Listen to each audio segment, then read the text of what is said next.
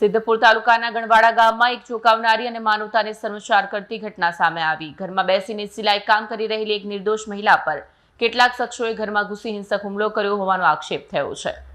મળતી માહિતી મુજબ પીડિત મહિલા પોતાના ઘરે શાંતિથી સિલાઈ કામ કરી રહી હતી ત્યારે કેટલાક શખ્સોએ તેમના ઘરની બહાર આવી લાકડા ફેંકવાનું શરૂ કર્યું હતું।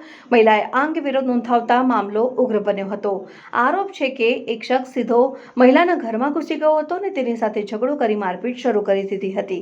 ત્યારબાદ અન્ય એક વ્યક્તિ પણ ઘરમાં ધસી આવ્યો હતો અને બંનેએ મળીને મહિલાના વાળ અને હાથ પકડીને તેને ઘરમાંથી બહાર રોડ ઉપર ધસડી લઈ ગયા હતા અને પીડિતાના જણાવ્યા મુજબ રોડ પર લઈ ગયા બાદ પણ હુમલાખોરો અટક્યા ન હતા અને ગલીમાં લઈ જઈ મહિલાને માર માર્યો હતો। આ દરમિયાન એક શખ્સે મહિલાના માથાના ભાગે લોખંડની પાઇપ વડે હુમલો કર્યો હતો, જેના કારણે તે ગંભીર રીતે ઇજાગ્રસ્ત બની હતી। મહિલાએ વધુમાં આક્ષેપ કર્યો કે હુમલાખોરોએ તેના કાનમાં પહેરેલા સોનાના દાગીના પણ ખેંચી લીધા હતા। હાલ પીડિત મહિલા હોસ્પિટલમાં સારવાર હેઠળ છે।